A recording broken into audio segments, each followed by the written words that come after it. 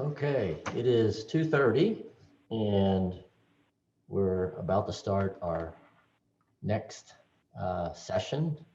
We are delighted to have with us Jack Levis. He is just not too in the not too distant past retired from UPS. Jack was the Senior Director of Industrial Engineering and was responsible for the development of operational technology solutions. These solutions required a lot of advanced analytics to re-engineer processes to streamline the business and maximize productivity. He led the charge really for what many people say is one of the largest, if not the largest, analytics project ever undertaken, a system called Orion, which stands for On-Road Integrated Optimization and Navigation, and it had huge impact inside UPS. And a little bit more about Jack. He's a fellow of the Institute for Operations Research and the Management Sciences Informs. He's received the prestigious Kimball Medal as well as the Informs President's Award. So I am very delighted to turn it over to Jack. And Jack, I think you're muted. We muted you. Got it. Can you see my screen okay? Yes, we're good. All right. Go ahead. Nope, I just said we're good to go. You're good. All right. Well, thank you. I appreciate getting a chance to talk, and all the presenters were great today. I've enjoyed this day, Jeff. You always do such a great job, so I'm appreciative to get this time.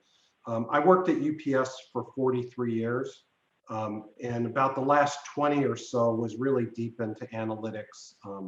And so I'm going to spend time showing you about the last 20 years of my career. So it's going to go pretty quickly.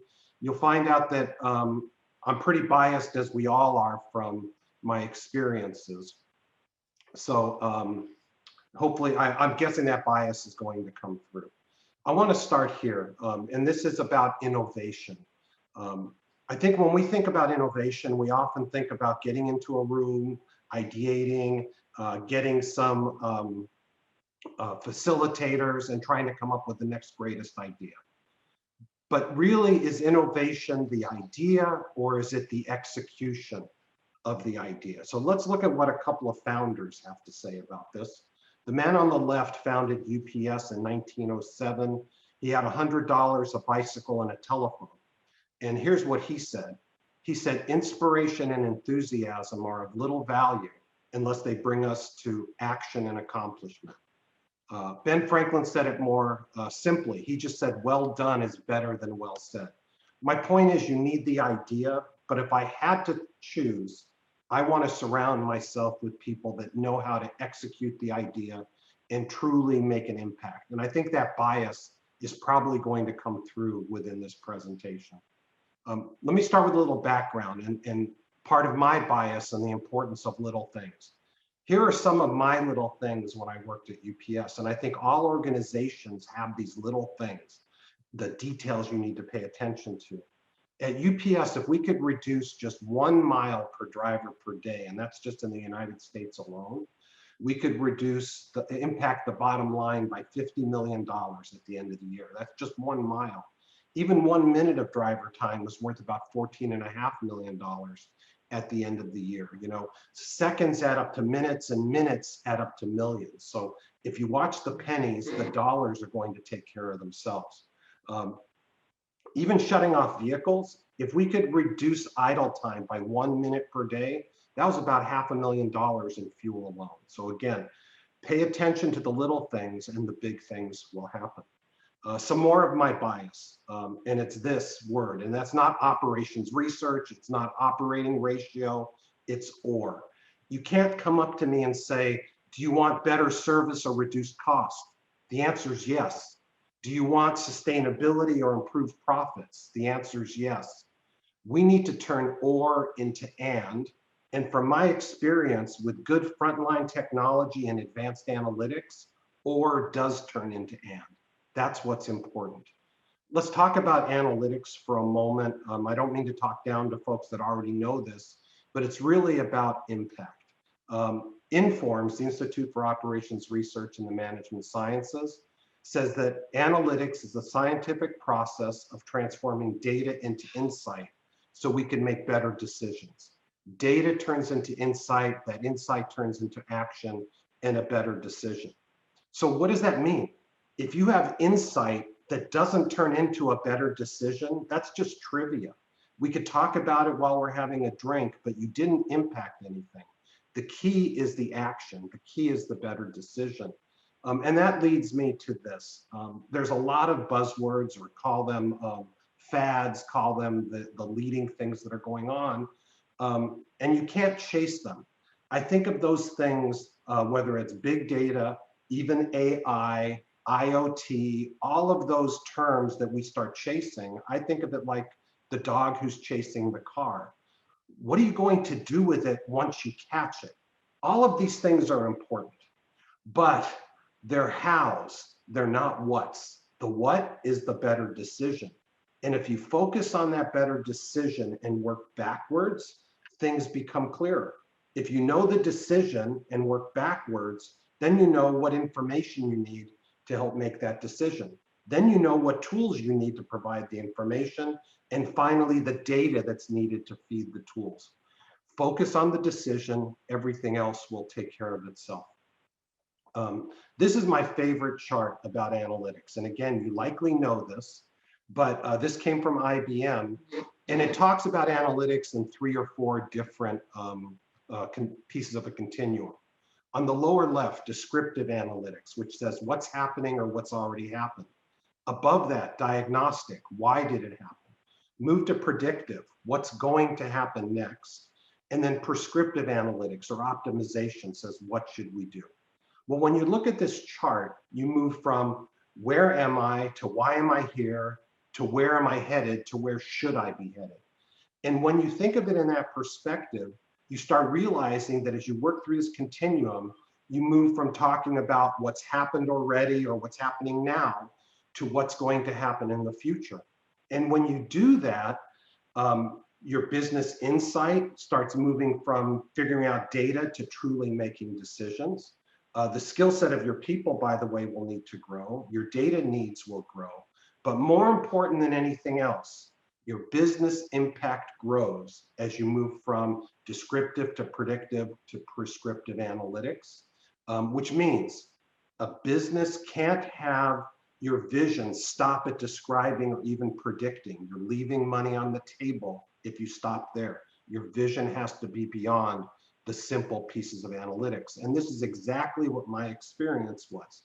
In 2003, we deployed a suite of tools that had a lot of predictive analytics in it called package flow technologies.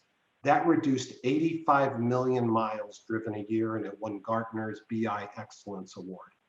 In 2012, we deployed a prescriptive tool called Orion that Jeff mentioned. It won the Edelman Award at Informs. That reduced 100 million miles a year on top of the 85 million.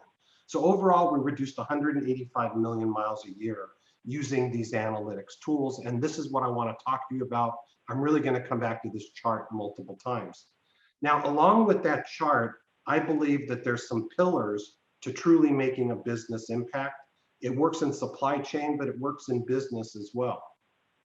The pillars are data, and that's high definition, forward-looking, clean data, followed by frontline technology. So you can view the data, interact with it, get insight from the data, plan with it, and put on top of that platform advanced analytics so that you help the frontline make better decisions.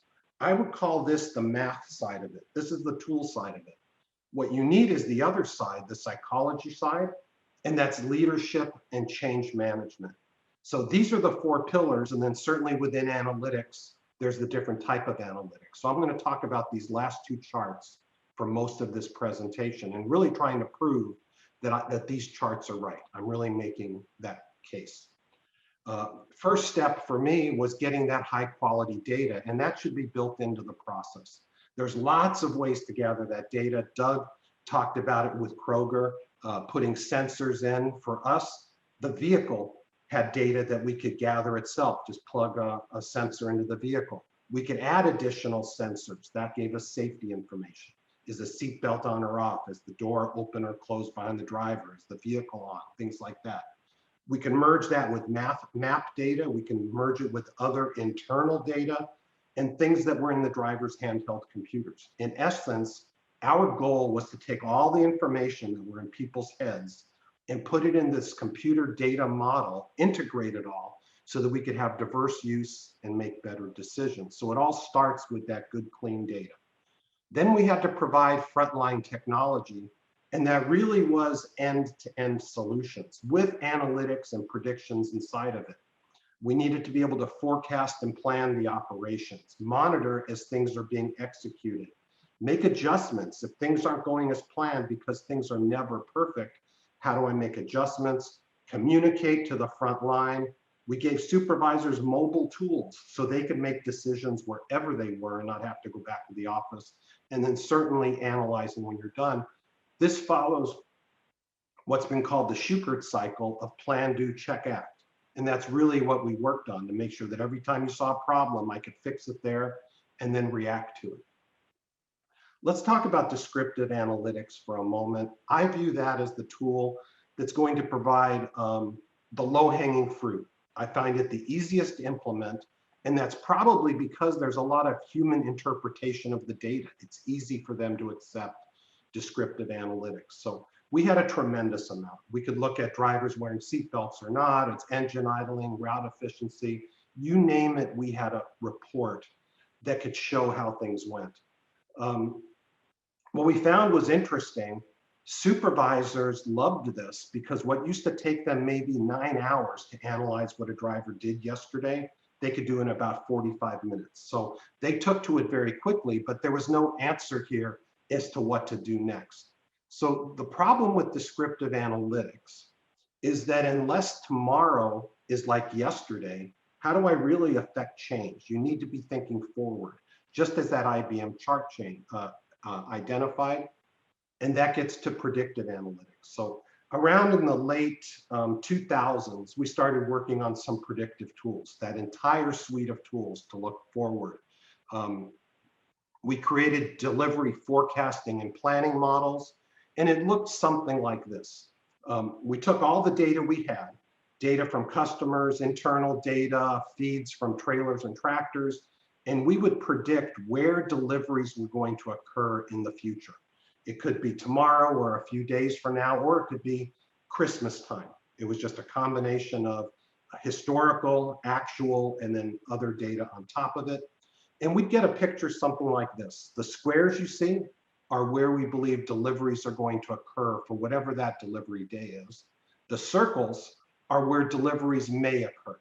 Now, the analytics tools float on top of this, and you'll see there's a route that's red here. The tools will tell us if a route has too much work, too little work, or inefficient work. In this case, this route has too much work. The planner can either geographically on the right, textually on the left, find work to move to another driver. In this case, the planners grabbed 9 stops and 12 packages. You'll notice they didn't just grab the territory where the stops are, they gathered territory around those stops, because it could show up anywhere within there, and they'll move it to another driver to become more efficient. Well, here's the problem. We're working in a virtual world, but that person in the right has to load the vehicle. We had to figure out, how do I communicate to that person? In essence, how do I keep the virtual world and the physical world in sync? You know, there's always a lot of talk about digital twins. We call it a virtual network. Usually when people talk about digital twins, you're talking about yesterday or what's happening now and keeping that in sync with reality. Our problem was we're talking about a digital twin of the future, which could be many digital twins. I could have option A, B, C, and D, and we had to figure out how to get that in sync with the real world. That was a challenge, and we came up with something really simple, a label. Just before a person loads the vehicle, we print a label. And that label encompasses everything we need to know to best serve our customers in the best fashion. In this case, this package is going to Route 120, position 1118 on the vehicle. That's what we did to keep the virtual and the physical in sync. Now, another way is in the driver's handheld computers. In the old days, a driver knew what they had to deliver by touching cardboard. They'd look in the back of the vehicle, know everything they had to deliver. Now we put all that in their hands and we turn their handheld computer into a planning tool so they could better serve their customers. They could see everything they had to do, all the packages to deliver, where in the vehicle it was, what time they need to be there, what service level. They could sort this multiple ways to plan their day, but it wasn't really prescriptive. It was more predictive. It was a general order of delivery, and the driver would make decisions to go ahead and best serve their customer. You know, we gathered other data, and that's from what was in drivers' little notebooks.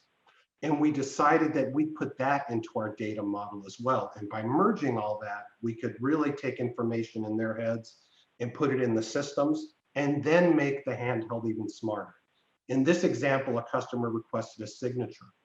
The handheld computer is not going to let the driver leave without gathering the signature the customer requested. It's smart and it's going to react on the data we provided. And then I mentioned we took the information from drivers' heads, put it into the handheld, and every time they go to a delivery, they can pull up notes. In this case, park at the dock, deliver at the mailroom. The bottom one's a little interesting. It says no indirect, no reroute, no left at. This customer says, if I'm not home, don't give this package to a neighbor, bring it back tomorrow. Another customer could say, if I'm not home, put it on my back porch or put it somewhere else. The handheld is smart enough to know the difference between the two and will not let the driver make the mistake. Now, what's interesting is the regular driver on the route knows all this already. But at Christmas time, when volume doubles or when that driver's on vacation, we can now have the same service level, the same cost, the same efficiency, no matter who's running the route, by properly reacting to the data. You know, tracking is 1990s technology. You know, it's table stakes to know where your goods are within a supply chain. But when you really have a good data model with proper tools aligned around it, every time you touch a package or an entity with a device, it's a chance to make a customer connection, because those devices are connected to the cloud, the customer is connected to the cloud, and now we can connect the customer with the people actually doing the work. Let me show you an example. There's a suite of tools we have called My Choice. I'm a My Choice customer, it's free. And what you're doing if you're a My Choice customer for UPS, you're interacting with UPS's data model. You're interacting with the exact tools that we built to make UPS more efficient or turn on a dime. Remember I said that we get a forecast of where deliveries are going to occur? That same forecast shows up to the customer. It's the exact same forecast. The planner gets a planner, the customer gets a planner. A customer can reschedule their delivery. They can ask for a will call. They can ask for a signature or get rid of a signature. You're interacting with the exact same bit the planner does. And that truly made UPS more agile, truly made it available to turn on a dime and turn or into and. It wasn't just about cost, it was about cost and serving the customers. End result of these tools: agility, efficiency, and customer service. And although we did this just to become more effective, in these days of COVID, these tools became essential, because as the supply chain grew, as capacity shrunk, the tools allowed UPS to survive COVID effectively. And the stock I still own shows that, because UPS did great through the use of all these tools. What was the result from the predictive models, this foundation that I talked to you about? The company ended up reducing 85 million miles driven a year. That's, by the way, 8 million gallons of fuel not purchased, 85,000 metric tons of CO2 not going to the atmosphere. Service levels moved to the highest level ever. Drivers make 8 billion fewer manual entries because all the data is in the computer, and at the same time, offering first of their kind services. Once again, it's and not or. By the way, everything I just told you is a fairy tale. I don't mean the benefits aren't there. The benefits I'm telling you here are understated. But what you saw in the headlines of all these great tools, it doesn't work that way. You don't find a glass slipper, put it on the princess's foot and live happily ever after. There's a lot of hard work that went into this. And that's where the psychology will fit in. So let me talk to you about that. Let me tell you what really happened behind the scenes. That package flow technology tool deployed in 2003, a lot of fanfare. Our CEO told the press how much money we were going to save, predicted 100 million miles reduction a year. We ended up with 85,000. 85,000, that's not too bad. 85 million, that's not too bad. We went to learn how to do satellite interviews. We went to press school.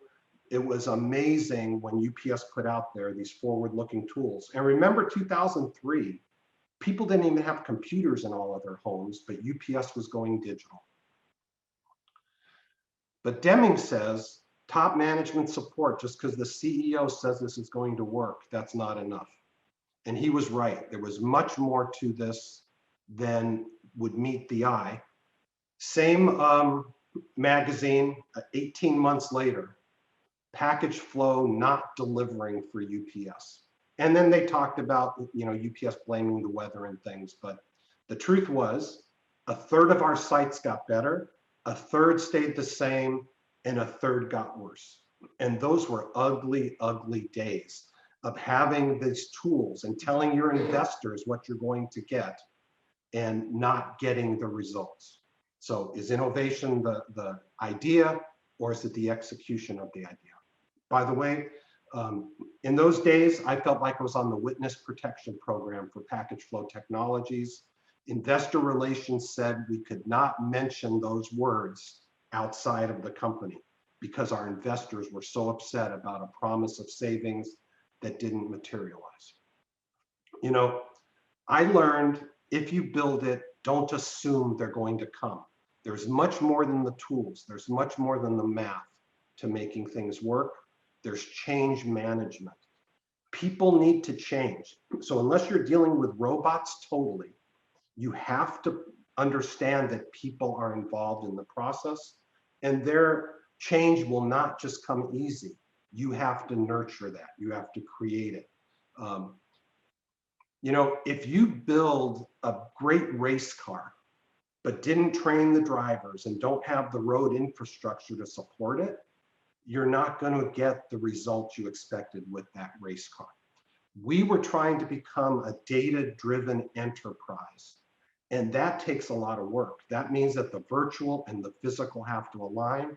I remember saying back then that at some point, the data has to be as important as the package.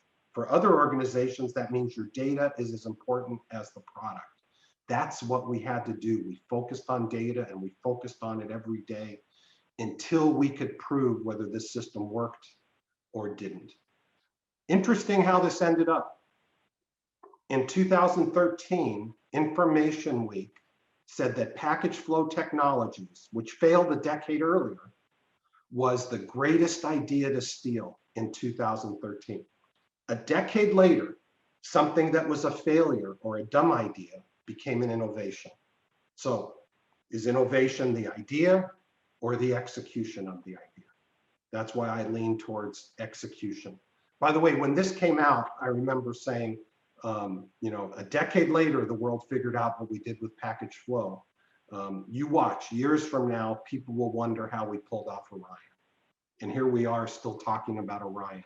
I did a New York Times podcast just a week ago because they wanted to know how we pulled off Orion. Believe it or not, when we were in the midst of trying to make package flow work, we were looking at how to move to the next level. Descriptive was table stakes. We were already deploying predictive tools, but we needed to think about prescriptive analytics. We had to think about optimizing. We didn't want our vision to end with package flow. We thought there was something more there. So we started working on the next level, and it's called Orion, as Jeff said, on-road integrated optimization and navigation. And from my experience, these prescriptive optimization models will often find non-intuitive answers, because if it were intuitive, you would have seen it by describing or predicting. They will find things that are not that aren't just available to see right away. What Orion does is something very simple. Remember, the driver already has in their handheld a general order of how to serve their customers. And we're going to move it from a general order to a specific order. We're going to sort that list by optimizing it. We're going to look at the service commitments, time commits, business rules, and as drivers say, it sorts the list, and that's all it does. I know those of you that are students are going, this is a traveling salesman problem. It's a well-studied problem back, it goes back to the 1800s. And that's what I thought too. But there was a reality check ahead. It's not as easy to do as you would think.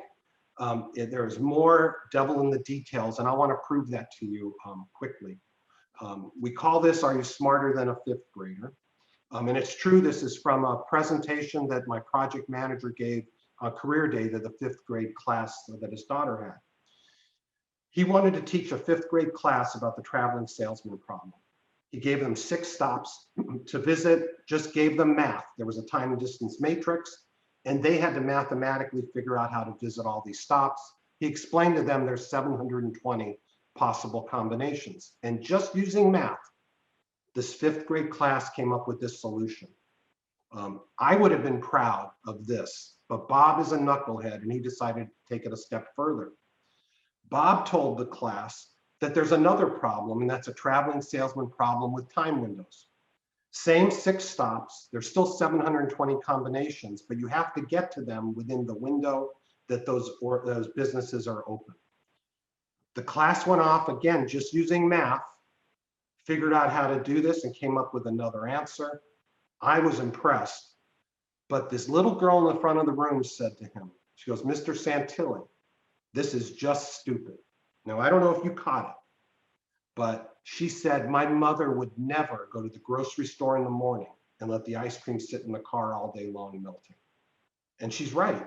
This met the business rules. It was feasible, but they're hidden business rules that weren't articulated. This is exactly what we were up against in building Orion. Not all the rules were known. So what is the rules for the grocery store, by the way? It could be your last stop of the day, that's safe. But what if there's another stop just before you get home? Are you really going to backtrack to the grocery store? Maybe it's within a half an hour of getting home.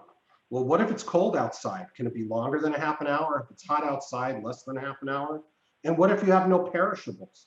And if that's the answer, how am I going to get the data on what the grocery list is? My point is, it's harder to do than you think. This is where the math and psychology comes in, because unless the tool is implemented and really works and is implementable, it's not worth anything. With Orion, we lived with drivers. We worked with drivers every single day. We started with just working with 3 drivers. Then it was 20, then 50, 100, until we could have the algorithms think like a driver and not think like a driver and not think like an algorithm. And I learned something in here. Drivers wanted to know why Orion did what it did. We built them a little kiosk actually, so they could interact and find out, why did the solution drive by this stop today? They wanted to know. In essence, we had to turn Orion from a black box into a glass box so that drivers could really gain trust in it. We're going to have a little fun here where there's actually going to be a test. Let me explain this to you. This is a real driver's route. Gettysburg, Pennsylvania. Driver's name is Tim On. He's run this route for about 20 years. That green area is the Gettysburg battlefield, and Tim starts and finishes his route up where that UPS shield is at the top. He's got 140 some stops. How would you deliver Tim's route? Now, a poll's going to come up in a second. I'm going to show you just 2 possible ways that Tim's route can be delivered. There's going to be one on the left, one on the right, and in honor of Alex Trebek, The Jeopardy answer is, it's the route with the fewest miles. Now, don't overthink it. Just go with your gut, and a poll will come up in a second as to which route has the fewest miles. So go ahead and vote. And then when you're done, we'll give it this a minute. When you're done, close the screen.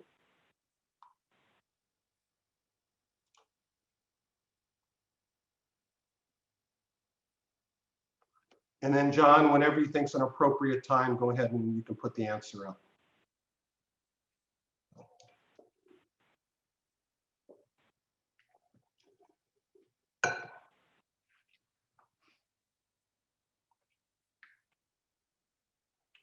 Well, looks like about 2/3 on the left, about 1/3 on the right. That's pretty much par for the course.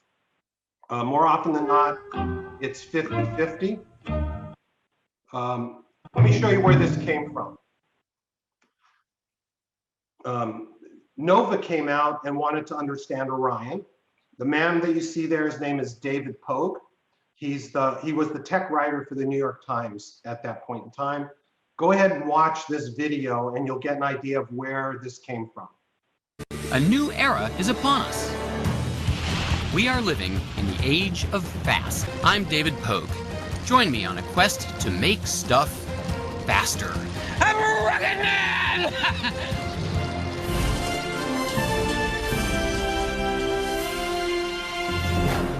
Suck it ass, man! Suck it ass! So far, the breakthroughs I've discovered in making stuff faster have been tied to the speedometer. Finding ways to cover more distance in less time. But there's a whole other breed of speed. It gets you there faster not because you're breaking a speed limit, but because you're breaking a time limit. It's called operations research, or optimization, figuring out the fastest way to complete a task. For example, what is the most efficient way to deliver 16 million packages a day? That's the problem that Jack Levis and his team at UPS are trying to solve. To understand what they're up against, let's pretend I have an Aunt Gertie, and I want to send a package to her. So if a 25-stop route has trillions and trillions of possible combinations, imagine how many possibilities there are in the 140-stop route that will take my package to Aunt Gertie. So if the traveling salesman problem is too tough for the world's largest computer, how do you solve it? By building a smarter program. It's called Orion. Now here's the thing. Orion is not looking for the perfect solution. The question, is this better than what a human without a time limit could come up with?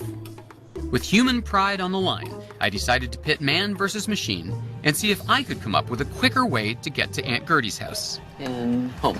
All right, so how do I compare with Orion? The only way to know is to give it a try. You ready to brown up? Excuse me? I'm ready to put my traveling salesman solution to the test. You got 4 next day air packages that got to be done by 10:30. This one by 3 p.m.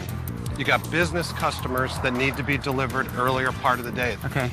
Pickups. They can set their watch by the time we get there. Good luck. That's logistics, buddy.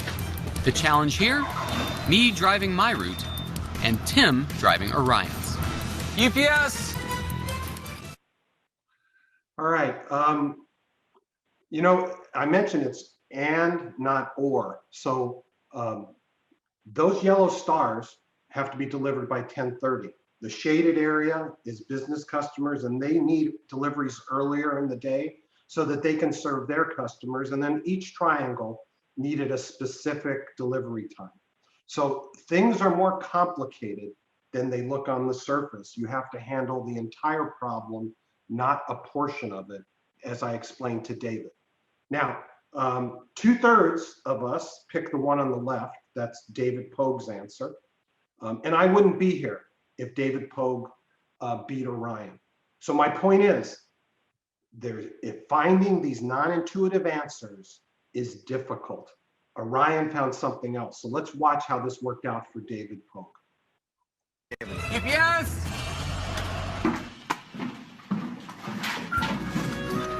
Surprise! Oh my gosh, what have you been up to? It's 7:04. David's just now coming in, 25 or 30 minutes later than Tim. We got to talk. My route took 39 minutes longer than Orion's to complete. Company-wide, that would be a loss of millions of hours a year. I'm sorry, Dave, but I need the Browns back. You're firing me? Well, I had a good run, but I was no match for Orion. With a plan that would, at best, bankrupt one of the largest shipping companies in the world, it was time for me to move on.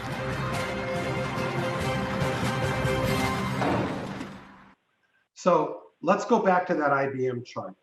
There was a 10-mile difference between the route on the left and the route on the right. $50 million a day is what a mile's worth at UPS. So if every driver ran the one on the left versus the one on the right, there's a $500 million difference and you couldn't see it.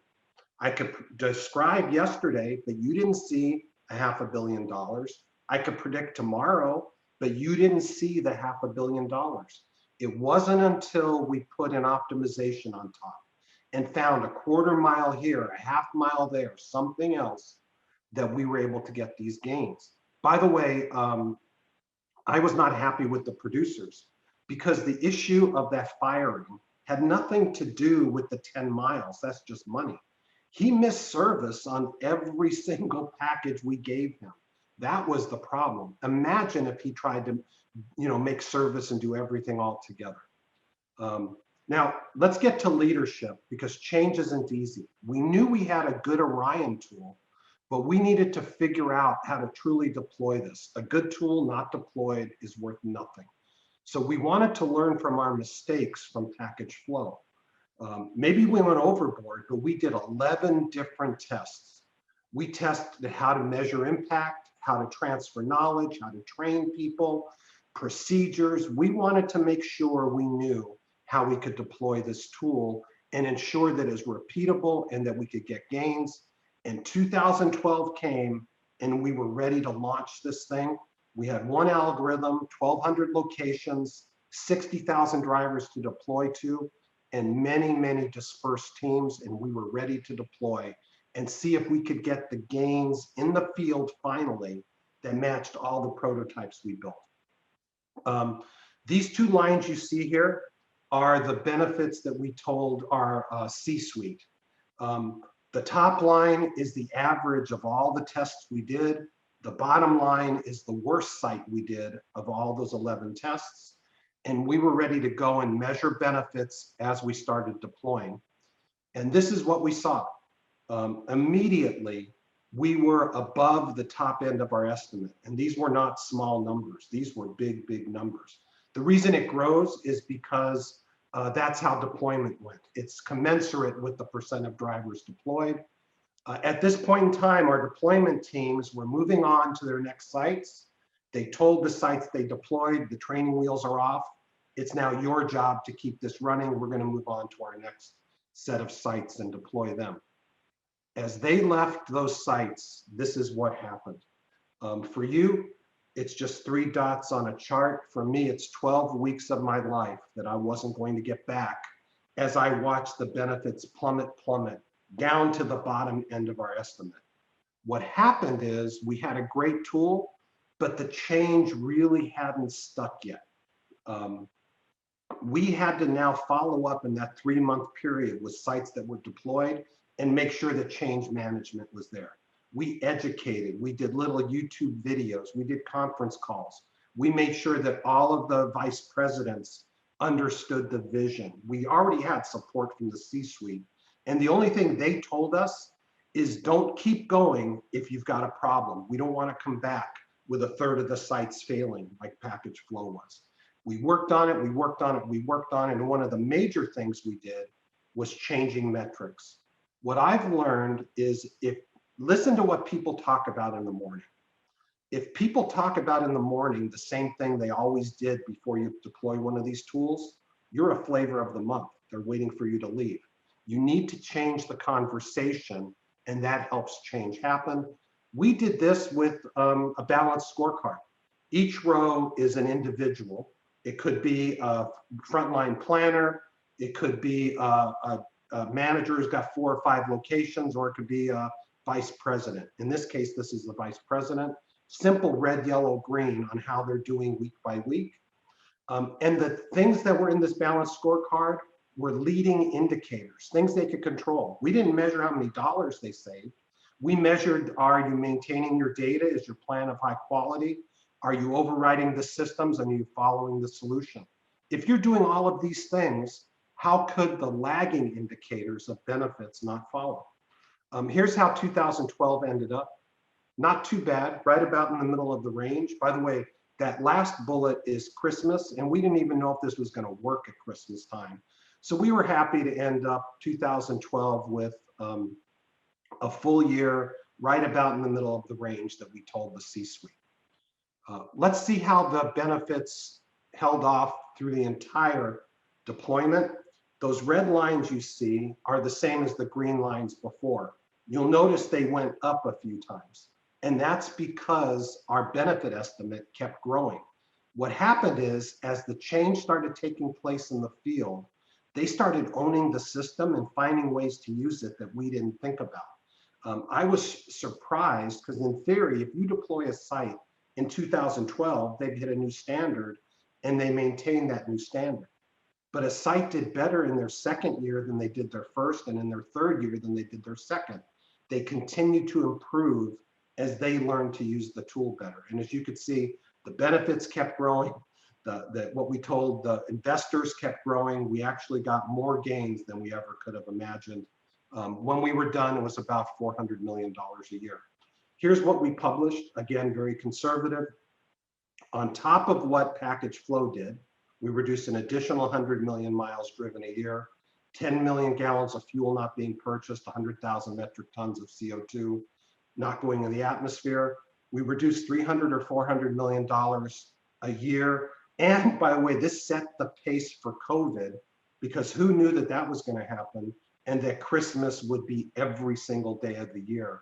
This really helped the company through these times and helped become more efficient, best customer service regardless. If I looked at this project, it went in kind of three phases.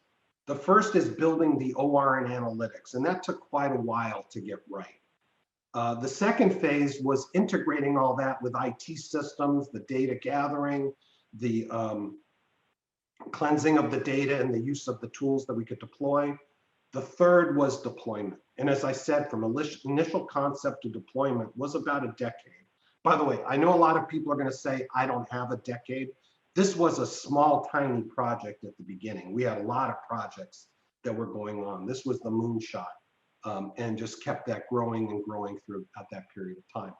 So as large as the analytics and the IT systems were, my estimate is that my effort and the effort of the company was about double for deployment. I spent 65% of my effort on deploying, about double of the other two phases of stuff they were. So again, the math is on the left, but the psychology, the actual use is in deployment. A good tool not used is worth nothing. So again, is innovation the idea or the execution of the idea? I argue you have to have the execution. This is Arthur Schopenhauer. He said that truth goes through three stages: ridicule, then violent opposition, and acceptance as if self-evident. I think that innovative ideas go through those same three stages. At the beginning, no computer could tell a driver a better way to deliver. When you keep going, people will dig their feet in and fight the change. But at the end, they go, well, of course, we're always going to optimize routes. I actually did a TED talk on this subject, and if you ever feel like it, take a look. It's not the greatest, but I do talk about the journey of building Orion. I'd like to play you one more video before we close. And this is, I want the field to talk about Orion. And when you listen to this, please listen to the change. Listen to that this is a system that they own. It's not a corporate system that's pushed. It's them owning this system. This was drastic for us. It changed the way we load the trucks. It changed the way we plan for the driver to deliver. It changes the way the driver delivers the route. Orion has taken a situation that was good before and made it even better. It'll show us our entire day from beginning to end. It has shown me possibilities that I would have never thought were possible. We used to get excited about a 1% gain in stops per mile, and to see some of the daily operation results now over 10% easily and even higher, it's really been incredible. It tells you exactly how to drive to your first stop and then also how you get back to the building from your last stop. So it allows me to focus on my safety aspects, lifting and lowering properly, and then also with my customers, addressing them properly, seeing how they're doing, and just being a professional. From my perspective, it allows me to put more work on the cars, to make sure the driver doesn't have too little work and to make sure the driver doesn't have too much work. Orion allows me to put like that right amount of work on. It's also been impressive to use the technology for peak season. The amount of work that UPS sees is essentially doubled. With this tablet, I'm able to pretty much pull any route that we have in a building without having any prior knowledge of said route. Being sent myself to an area that I'm unfamiliar with and using the tablet and the technology and being successful takes just a few challenges out of the mix for us from the many challenges that we have at peak. Let's say if I'm on the road for a 9.2-hour day, and a year ago I did 110 stops, now I can do 115, 118 in the same amount of time. Our carbon footprint, the miles that we save, the time that we're paying a driver to deliver boxes, wear and tear on the vehicle, on the road systems, oil changes, all of the above. I mean, it impacts everything we do. And I'm sure you can see that we're really pretty proud of what we've done with Orion. So why don't we close with just some best practices, and Jeff, then I'm happy to take questions. And this was really mentioned, but focus on decisions and work backwards. Things just become more clear. I think leaders should understand the different type of analytics and what they can each do, but also what they can't do. You know, when you're working on decisions and pointing backwards, I think the analytics become much more clear. We need to invest in data. Data shouldn't be an afterthought. I've never been on a project where data was good, and you should start any project thinking that data is going to be bad and mitigate those issues from day one. Analytics needs to be part of the process. Remember I showed you that a driver just says Orion sorts the list? They don't know that they're using this advanced technology. They're just doing their job. The job, the tools, the analytics need to all be one thing. Don't wait for the perfect system. The Orion we deployed was not the Orion that we envisioned. We actually, believe it or not, we deployed the prototype. Not supposed to do that, but to get out the door quicker, we did that. Can't say enough about change management. Think about conversations and change what people talk about. And then do what you're doing today. Learn from others and network. I'm a fan of Informs. The best $200 I spend every year is being an Informs member.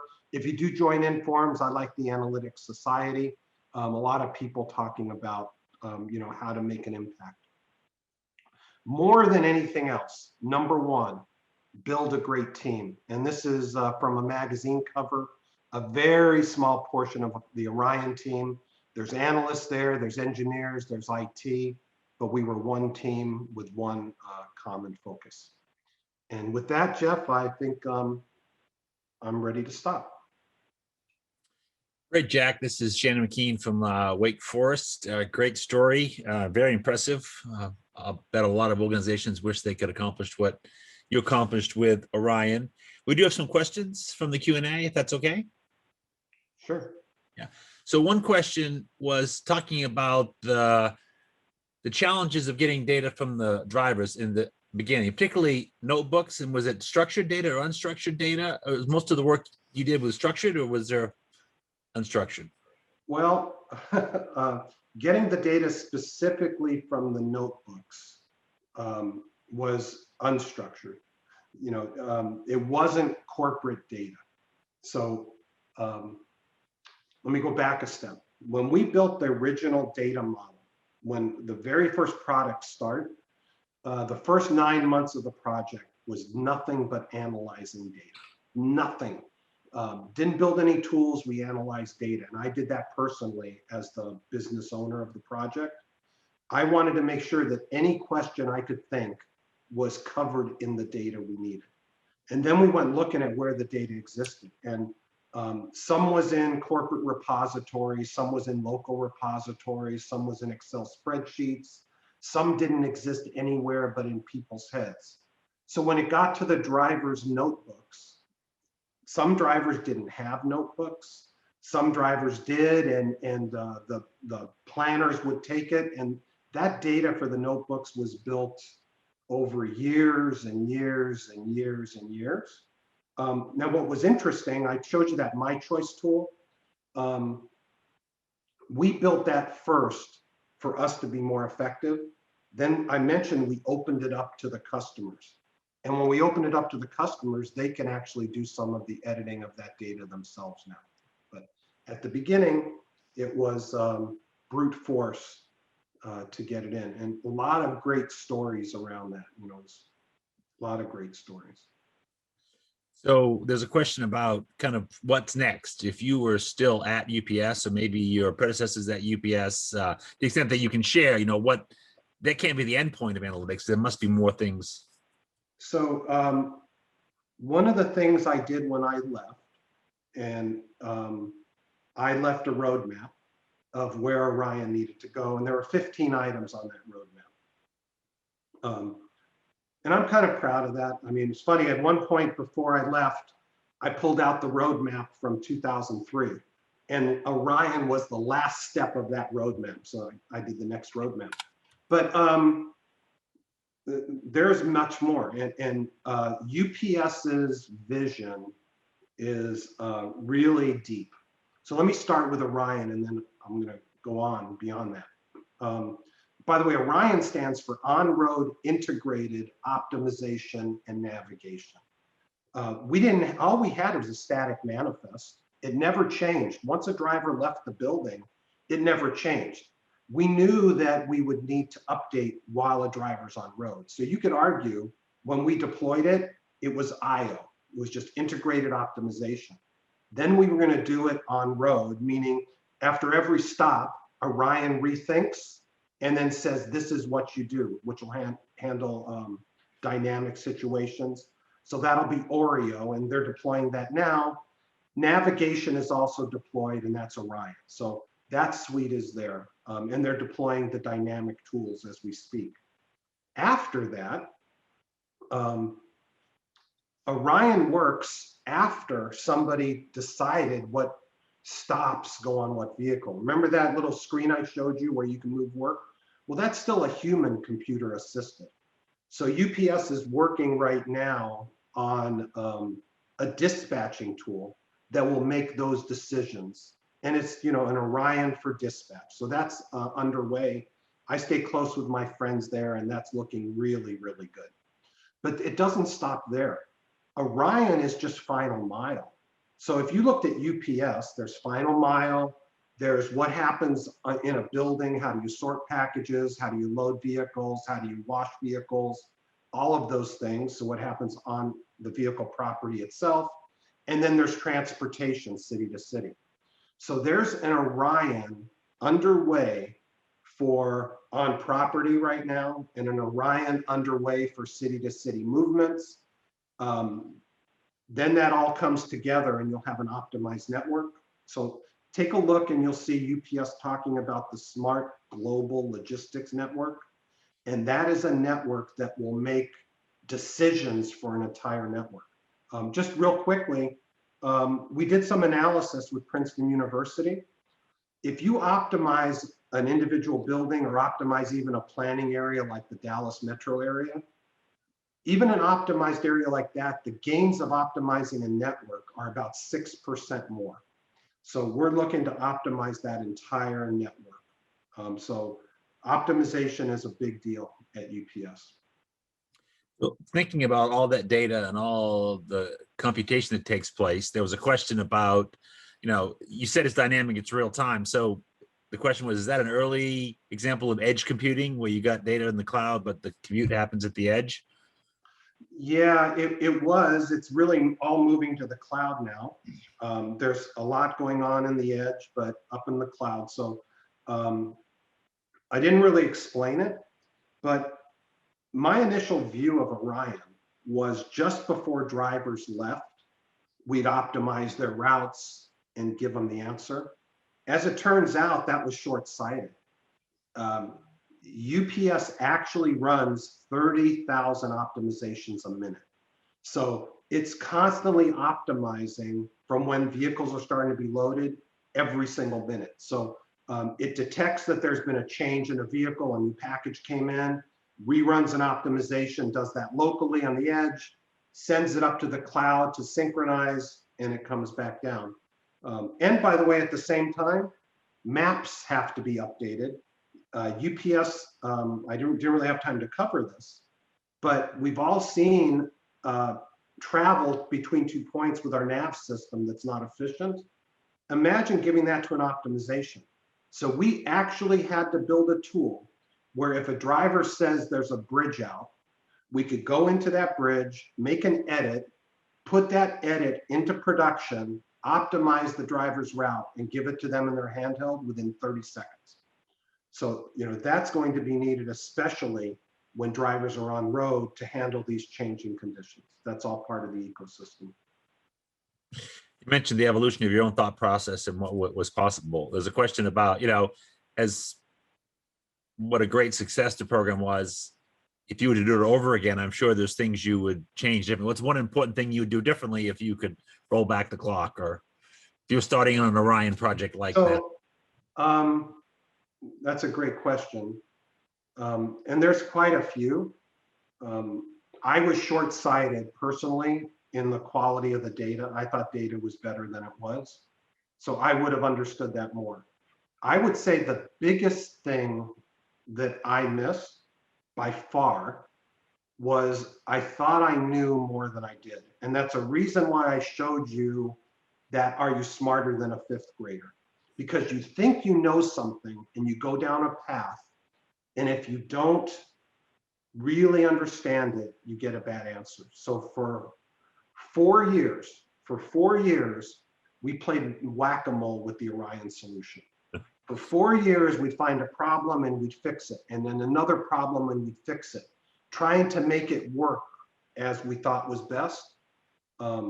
And then we had a fateful day in early 2007, and we sat in a room and we said, why is the algorithm not performing right? What's the matter? And we said, is it the data? No, we've cleaned up the data. Is it the algorithm? No, we know the algorithm's good. Do we have a bug? No. And then we said, could it be the UPS business rules? Could that be what it is? And we have a 75-page manual on how to deliver. And we took that manual and that data and we tried to optimize it. And when we said, maybe the business rules are wrong, and we threw away all the old rules, and then we reinvented how delivery should be, we solved Orion in 4 months. So from now on, when I have a new project, I start with, I'm not as smart as I think. Until I realize I'm dumb, I may not get to the right answer. And the only other thing we could have done with Orion, we could have sped it up and not done 8 tests. It's interesting, Orion was so great that the follow-on phases, the C-suite said, well, let's take some more risk and overlap more phases because the gains were so great. So I think, and this is happening today. I think, more data, better data is helpful, but you start to get into issues of monitoring and tracking employees. Was that a change management issue? I didn't really cover it on the slide. It was words on there, but it wasn't. But that's only because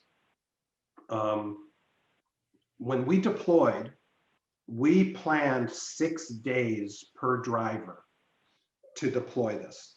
The last 2 days were riding with drivers. So you have skilled people, understood the system, rode with drivers for 2 days to make sure they understood it.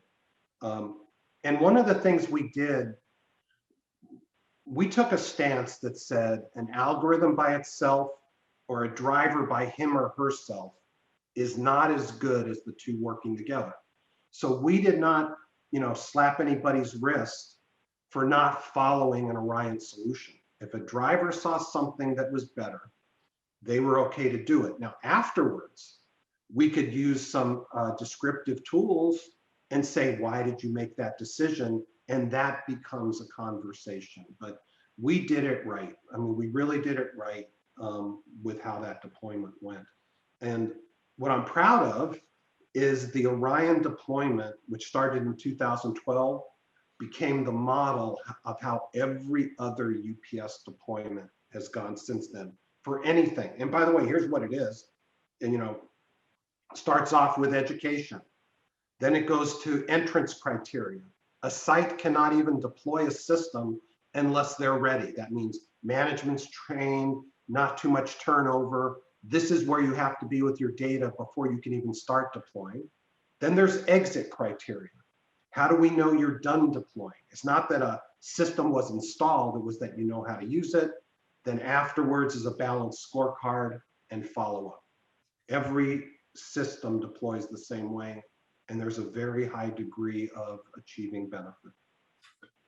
And there's got to be a role for incentives in there somehow, incentives to make those organizations want to embrace the change. Yeah, the balanced scorecard impacts incentive.